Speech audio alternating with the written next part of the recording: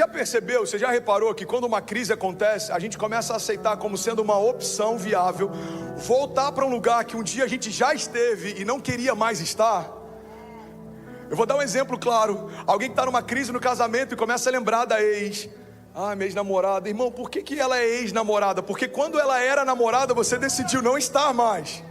Então a nossa memória seletiva faz com que a gente esqueça de problemas, de crises. E a gente começa a ter uma memória nostálgica. A gente começa a achar que é aceitável voltar para um lugar que um dia a gente já esteve e não queria mais estar. O pecado tem essa característica. Muitas vezes a gente começa a pensar em abrir mão de algumas coisas que Deus está fazendo porque o processo está difícil, porque a promessa está demorando para acontecer, e a gente quer voltar para um lugar que você já esteve. Irmão, deixa eu liberar algo sobre você. Uma vez que você coloca a mão no arado, a palavra de Deus diz que não dá mais para voltar atrás. Nós não somos como aqueles que retrocedem e são destruídos, mas como aqueles que perseveram e serão salvos. Alguém pode dizer glória a Deus por isso? Isso se aplica à sua jornada de fé, à sua família, o seu trabalho, o teu chamado, inclusive ao fato de você estar aqui na América. Deus te deu uma palavra para vir, então permaneça, a não ser que Ele te dê uma palavra para voltar. Deus te trouxe para cá, é Ele quem vai te sustentar. Agora, se algumas portas se fecharem a ponto de você não conseguir permanecer, entenda, o próprio Deus fechou portas para te levar para uma nova estação. Irmão, eu tenho declarado isso em todo o mês de janeiro, e eu quero lembrar para alguém que vai ouvir pela primeira vez: portas fechadas também são milagres. A gente tornou quase que binário esse entendimento de que portas abertas são de Deus, portas fechadas não são de Deus. Mas tem portas que Deus fecha para não perder você, e tem portas que Deus abre que ninguém vai poder parar você. Você pode declarar isso em nome de Jesus? Diga: eu creio que as portas que Deus fecha, ninguém abre, e as portas que Deus abre, fala com autoridade, fala: ninguém fecha, irmão. Ninguém fecha. Eu tenho essa plena convicção de que portas que Deus abriu no ministério, pode quem for se levantar da forma que for. Deus me chamou, então reclama com quem me colocou onde eu estou. Agora, portas que Deus fechou, eu posso insistir, eu posso tentar pegar atalhos, eu posso pedir ajuda de homens, mas se o próprio Deus fechou, irmão, não tem como ninguém além de Deus abrir. Então, antes de começar essa palavra, eu quero que a gente flua debaixo desse entendimento. Não é tempo de voltar atrás daquilo que Deus não me pediu para voltar atrás. Deus te deu uma palavra para começar? Deus te deu uma segunda palavra para parar? Não? Então vale a primeira.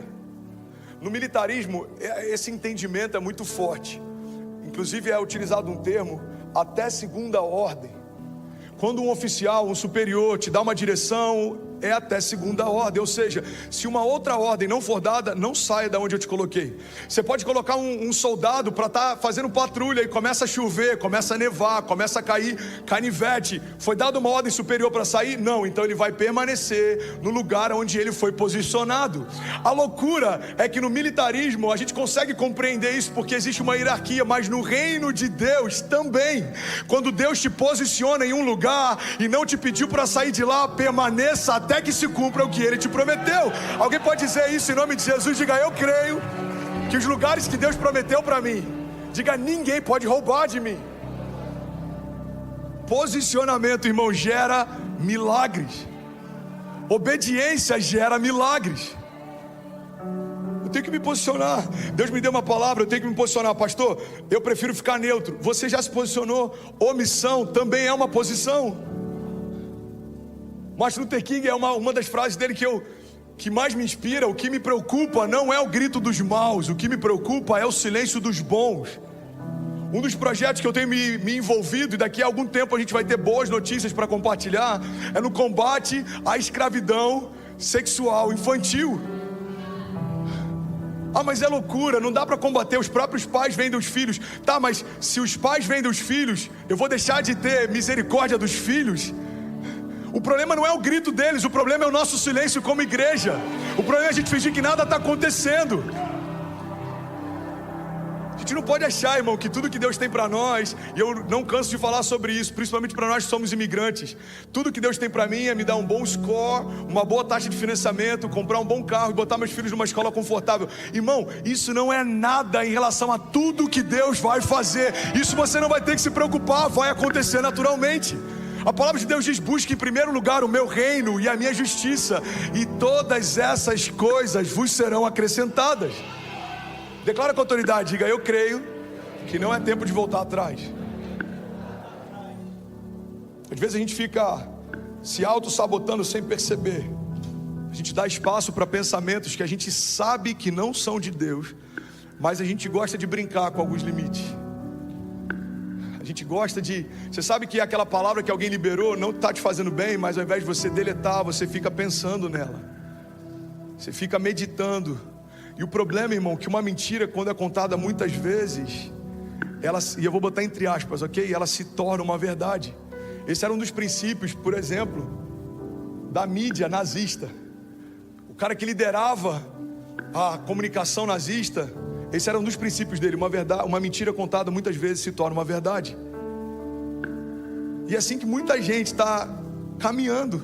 Se ouvir uma palavra, você não vai chegar lá. Você aceita aquela mentira e você vai nutrindo ela. Será que é verdade? Será que eu nunca vou chegar lá? Será que nunca vai acontecer? Será que eu não vou prosperar? Será que meu casamento já acabou? Será que essa porta não vai se abrir? Irmão, muitas vezes a gente gasta mais tempo meditando nas mentiras que vêm da multidão do que nas promessas que vêm de Deus.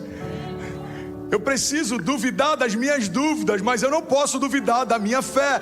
Deus disse que faria, então não importa o que dizem, o que pensam, o que acham, eu vou sempre ficar com a primeira palavra que Deus já me deu. Você pode declarar com autoridade, diga: não é tempo de voltar atrás. Salmos 103:1 diz: bendiga ao Senhor, ó minha alma. O salmista está ensinando algo prático para a gente. Quando você tiver numa crise, num momento difícil, ministra sobre você mesmo. Porque é uma batalha, irmão, entre os nossos sentimentos, os nossos pensamentos e o nosso espírito. Quando você for para o carisma, tem algum carismático aqui? Tem alguém que está crescendo na palavra da fé? Uma das matérias que a gente ministra é sobre o espírito humano. Somos espírito, temos uma alma, habitamos num corpo. Somos espírito, temos uma alma, habitamos num corpo. Então o meu espírito precisa ministrar para a minha alma a respeito das coisas de Deus. Porque se a minha alma governar a minha história, eu vou me tornar sentimental. Eu estou mal, eu desisto de caminhar. Eu estou triste, eu acho que não vai acontecer. Eu estou feliz, eu volto a caminhar. Eu estou empolgado, eu acho que vai acontecer. Irmão, a pior coisa que você pode fazer na sua jornada de fé é tornar as suas emoções o Senhor da sua história. Você começa a ficar refém de circunstâncias externas. O dia está bonito, vai dar tudo certo. O dia está nublado, eu não sei se hoje é um bom dia. Não, irmão, nós não dependemos de agentes externos, porque o próprio Deus habita em nós. A palavra de Deus nos fala a respeito disso. O mesmo Espírito que ressuscitou Jesus Cristo dos mortos habita em você. Maior é o que está em nós do que tudo que se levanta ao nosso redor. Faz sentido? É por isso que mergulhar na presença é algo tão renovador. É por isso que o falar em línguas é algo tão renovador. A palavra de Deus fala a respeito disso. O Espírito de Deus testemunha ao meu espírito a respeito das coisas de Deus. É esse princípio que o salmista está ensinando. Salmo 103. Bendiga ao Senhor a minha alma. Bendiga ao Senhor todo o meu ser. Bendiga ao Senhor a minha alma. Não esqueça de nenhuma de suas bênçãos, porque é Ele que perdoa todos os seus pecados e é Ele que cura todas as suas doenças, que resgata a sua vida da sepultura e que coroa de bondade e de compaixão. É Ele que enche de bens a sua existência, de modo que a sua juventude se renova como águia. Será que alguém pode dizer glória a Deus por isso? O salmista está dizendo: ei, ó minha alma. E que trabalho que ela dá de vez em quando, hein, gente? Vamos ser sinceros. Não se esqueça de nenhuma das bênçãos. Não se esqueça de nenhum dos livramentos. Não se esqueça de nenhum dos milagres. Porque é o Senhor quem me faz prosperar, governar, caminhar, renovar. É Ele quem me cura, é Ele quem me sustenta, é Ele que me guarda. Bendiga a minha alma, Senhor. Em outro momento a palavra diz: traga à sua memória aquilo que te dá esperança. Nada mais é do que um exercício prático da gente lembrar do que Deus já fez no passado, para que a gente não tenha dúvida em relação àquilo que Deus vai fazer no futuro. Então eu queria compartilhar uma chave. Você está comigo? Amém? Alguém está recebendo algo de Deus? A única coisa que pode parar você em 2022 é a falta de fé. Eu liberei essa chave há 3 anos atrás, num momento, um dos mais difíceis da minha história. E a maior parte que talvez já tenha ouvido em algum momento, em alguma mensagem, mas pode ser novo para alguém. Se perdermos tudo, mas não perdermos a fé, não perdemos nada. A fé é a matéria-prima de todo milagre. Foi pela fé que os antigos alcançaram bom testemunho, é o que diz Hebreus. Hebreus carrega a galeria dos heróis da fé, fala a respeito de homens que se lançaram no desconhecido, que enfrentaram gigantes, que foram lançados em fornalhas, que enfrentaram leões, que enfrentaram o poder da espada, que enfrentaram perseguições. Irmão, mas é por conta da fé que o nome deles ecoa até hoje, porque eles creram naquilo que Deus falou, independente daquilo que a multidão falava. Então a única coisa que pode parar você em 2022 é falta de fé. Porque tem algo extraordinário. A palavra de Deus diz que a nossa fé, ela tem o poder de mover montanhas, mas a falta de fé tem o poder de criá-las. Pega essa chave, irmão. A minha fé pode mover montanhas, mas a falta dela pode criá-las. Quando falta fé, irmão, pega isso, por favor. Quando falta fé, alguma outra coisa vai preencher o vazio que ela deixou. Então, se eu tiro fé do meu interior, alguma coisa vai preencher. Pode ser a dúvida, pode ser o medo, pode ser a angústia, pode ser a preocupação, podem ser os ruídos, podem ser as vozes, pode ser a multidão, pode ser o que for. Agora, independente do que for, ninguém pode fazer por você.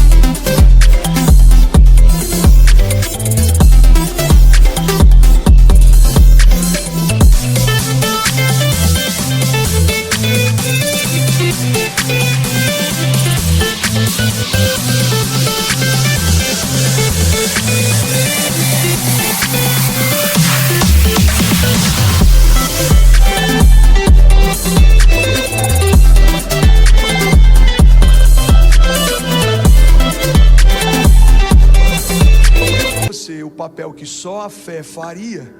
A fé não limita Deus e Deus não limita a fé. A palavra chega ao ponto de dizer que tudo é possível ao que crê. Você consegue ter dimensão do poder da fé em ação? Se tudo é possível ao que crê, o que Deus está dizendo é que através da fé não existem limites para aqueles que caminham debaixo dela.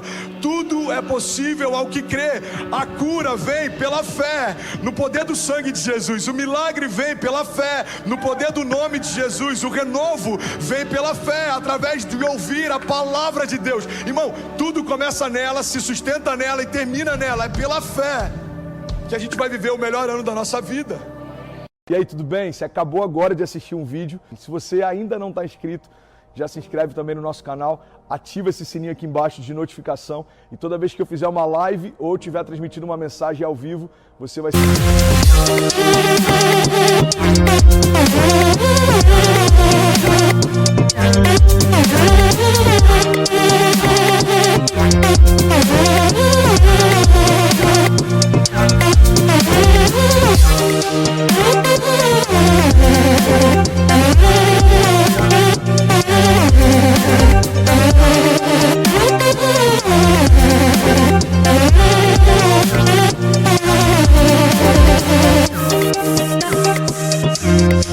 right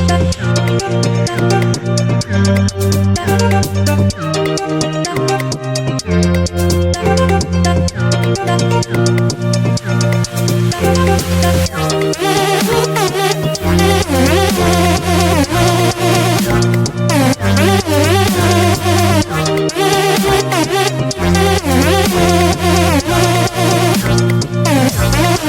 primeiros a saber. Mas eu deixei mais 2 indicações aqui que eu espero que façam muito sentido para você. Então já aproveita e clica para assistir a próxima mensagem, beleza? Seja bem-vindo ao time de incendiários e eu espero de verdade que essas mensagens mudem a sua vida como elas têm mudado a minha também. Até a próxima. Valeu!